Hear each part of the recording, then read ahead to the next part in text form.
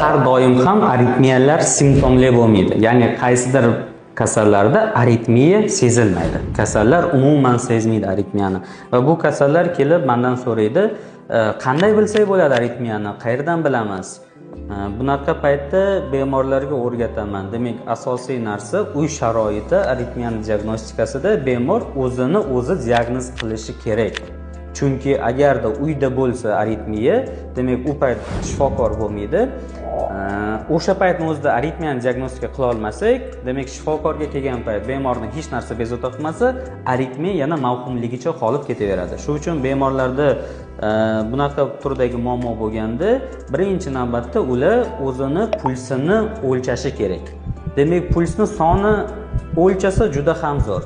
Lekin agarda sonini o'lcha olmaydigan darajada bo'lsa, prosta demak o'sha yurak urishini, pulsini qo'l orqali sezib, bir xil uryaptimi yoki har xil uryaptimi? Bu birinchi olinadigan informatsiya.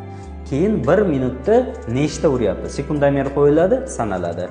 Agarda bemor buni ishni qilish imkoniga ega bo'lmasa, hozirgi zamonaviy tibbiyotda pulsoksimetr degan apparatlar o'ylab topilgan.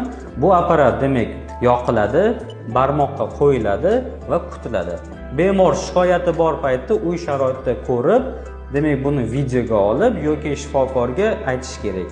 Demak, doktor, mazam bo'lmagan paytda pulsoksimetrni qo'ydim, yuragim 120 ta urayotgandi yoki 170 ta urayotgandi yoki 80 ta urayotgandi deb bizga demak informatsiya bersa, biz bu aritmiyani tashxislashga yana ham ko'proq demak informatsiya olgan bo'lamiz. Bu bizga juda oson bo'ladi.